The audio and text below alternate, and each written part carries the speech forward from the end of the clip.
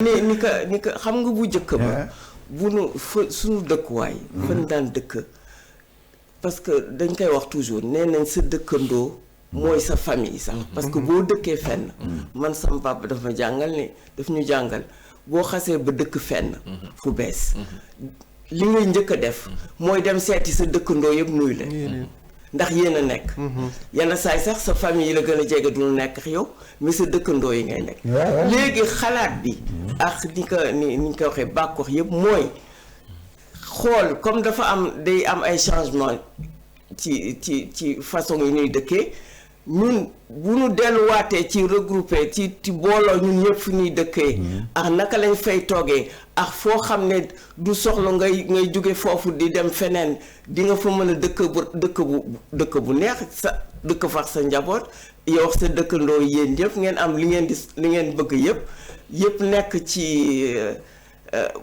je crois que Pape Dame l'a dit ce qui est important. non mais balaa ngaa dem si loolu xam nga wàllu. waaw yow lu la sa papa wax.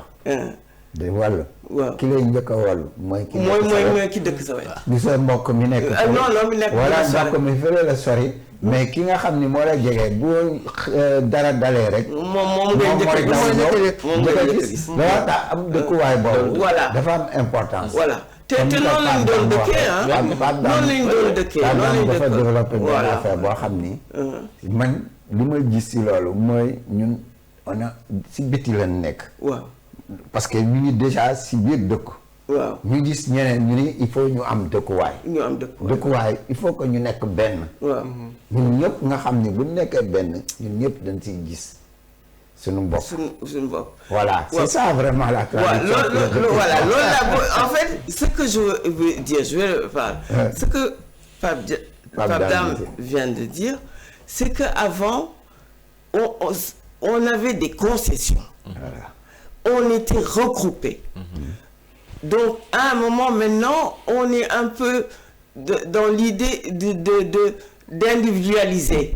Mais cette individualité, il faudrait le repenser un peu mieux, les espaces. Il faut repenser un peu mieux les espaces qui nous faciliteraient la vie, qui rendraient le cadre de vie mieux.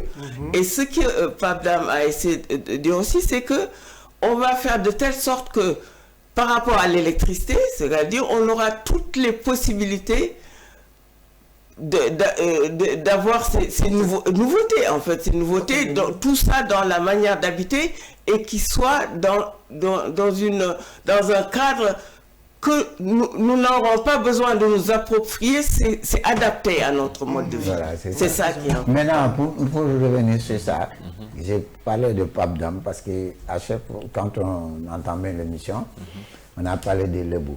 Il dit man Lebou là.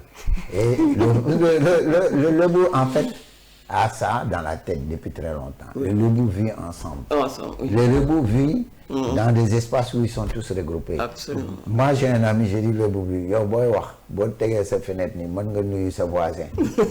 Parce que amulen lu len séparé. Non, Marie, je vais te dire, nous, on a toujours vécu comme ça. Mes aïeux, tout ça, ils ont vécu comme ça. Maintenant, nous, est-ce que l'architecte aujourd'hui, avec le Bakou Denis, on est Denis effacé l'olive? Non. Bakou Denis, de fait, de puiser au fort, il va chercher dans la source. Après, essayer de structurer fort. Voilà. L'autre moyen, ni pas d'abandon. Repenser le modèle. Maintenant, l'architecte, moi, il trouvait, il a structuré pour gagner, mais tout en gardant l'esprit. Voilà, parce que l'esprit, il faut nous gagner. Ce qui était à la base, oui. Voilà, c'est ça. Oui. Non, je pense que, effectivement, moi, je pense que c'est des choses très intéressantes parce que moi aussi, en dehors que de me bëri ay casquette, peut-être je suis membre d'une association de critique d'art comme vous le savez, mais je suis aussi chef division musée et patrimoine culturel. Donc su ma ñëwee ci côté boobu par exemple direction du patrimoine culturel tey beneen division bi nga xam ne mooy liggéey ci sites et monuments historiques, mais aujourd'hui tey architecture aussi foofu tamit dafa dugg parce que l'architecture traditionnelle tey nous essayons d'y travailler.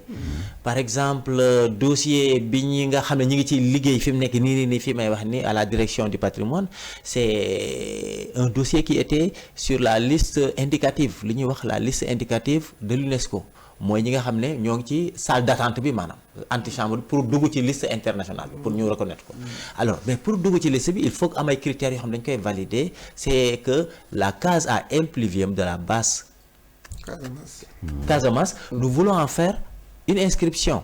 ñoo ngi ci liggéey bu baax a baax et puis voilà le directeur du patrimoine ak ki nga xam ne mooy responsable division boobu dem nañ sur le terrain récemment def ay mission xool ils ont documenté les choses ils sont revenus encore mais voilà loolu bi ñu ko inscrire ci liste indicative beeg tey bi ngi bëgg a yàgg 2008 la woon xaw ma 2005 mais instant bi aujourd'hui par exemple le musée des civilisations noires bi ñu am le bâtiment du musée des civilisations noires c'est inspiré de cette case à impluvium. Donc c'est une architecture aussi qui nous parle. C'est un peu dans ce sens que je comprends la thématique du symposium bi Pape Dame li ñu wax, c'est-à-dire repenser des modèles à partir du patrimoine culturel, à partir de nos héritages, c'est-à-dire que duñu def rupture ci li fi nekkoon, mais dañ koy conserver mais xool naka lañ ko améliorer. Et ça je pense que y a que les architectes qui pourront le faire, parce que tey boo xoolee musée des civilisations noires, c'est pas totalement une case à impluvium, mais c'est un modèle qui te fait penser à la case à impluvium dès lors que nga ñëw ci digg bi fekk fa le grand hall là où c'est exposé, tu vois avec la forme circulaire et tout ça. Donc bi ñu gën a améliorer ñoom selon leur sensibilité ak seeni possibilités voilà architecturales seen dessin. Moi je pense que c'est un art vraiment qui voilà même qui nous permet de vivre. Je reviens un peu sur le fait que tu m'as dit que tu es le directeur chargé des musées, des trucs comme ça. Mais je profite de l'occasion, il y a Abdoulaye Bala Ndiaye qui est le directeur de l'IFAN, qui m'a envoyé un mot en me rendant hommage par rapport à l'article qu'a écrit le journaliste. Je suis en train de recevoir le mot et je suis content parce que je suis membre du conseil d'administration de l'IFAN.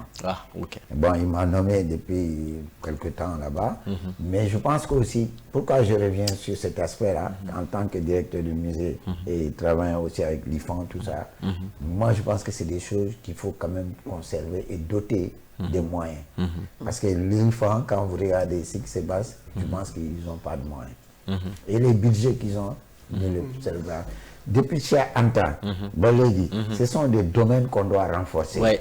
Tout ce qu'on est en train de parler, c'est l'aspect philosophique, c'est ça que Pape Dame dit, ou Aïda, ou toi, si les moyens ne viennent pas, nous sommes en train de repenser notre ville. Et ces villes-là, c'est pensé d'abord philosophiquement et culturellement par des gens qui ont des laboratoires, qui ont des trucs. Si on ne renforce pas ces laboratoires-là, on est néant. Et ça, moi, je profite de l'occasion pour dire le nouveau gouvernement qui s'est installé, il faut qu'il prenne en compte cette culture et voir aussi comment, IFAN, on peut rénover ça pour que ça soit vraiment quelque chose qui nous appartient et que la fierté du Sénégal.